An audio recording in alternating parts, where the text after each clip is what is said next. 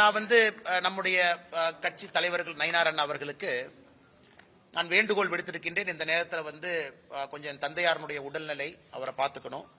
அதனால தான் அதிகமாக இன்னைக்கு கோயம்புத்தூர் பகுதியில் இருக்கேன். அப்பா அவங்க கொஞ்சம் டயாலிசிஸில் இருக்காங்க. I have to take care of him. என்னுடைய முதல் கடமை அது. அதனால் இன்னைக்கு அந்த அடிப்படை வேலைகள் என்னால் செய்வதற்கான சாத்தியக்கூறுகள் இல்லை. என்னால் அதிகமாக டிராவல் பண்ண முடியாதுங்கிற வேண்டுகோளை வச்சிருக்கிறேன். கட்சியும் அதை ஏற்றுக்கிட்டு வேறு வேறு பொறுப்பாளர்களை ரீஅலோகேட் பண்ணுவாங்க. அதே நேரத்தில் பாரதிய ஜனதா கட்சி அடுத்த பிரச்சாரம் வேற என்ன சொல்றாங்களோ அதற்கு நான் தயாராக இருக்கின்றேன். என்ன செய்யணும் அப்படின்னு அது நயினார் நாகேந்திரன் அவர்கள் நம்ம கட்சியினுடைய மூத்த தலைவர்களுக்கும் எனக்கும் இருக்கக்கூடிய ஒரு கருத்து. உள்ளுக்குள்ள நாங்கள் பேசிக்கிறோம். அதனால கட்சிக்கு என்ன வேலை செய்யணும், கூட்டணிக்கு என்ன வேலை செய்யணும், நிற்கக்கூடிய பாரதிய ஜனதா கட்சியினுடைய வேட்பாளர்களுக்கு என்ன வேலை செய்யணும், நம்முடைய கூட்டணி கட்சி அனைத்து இந்திய அண்ணா திராவிட முன்னேற்ற கழகம் உட்பட எல்லா கட்சிகளுக்கும் என்ன வேலை செய்யணும் கட்சி சொல்லுதோ அந்த வேலையை செய்வோம். இப்போதைக்கு அதிகமாக டிராவல் பண்ண முடியாத சூழ்நிலை எனக்கு இருக்கு.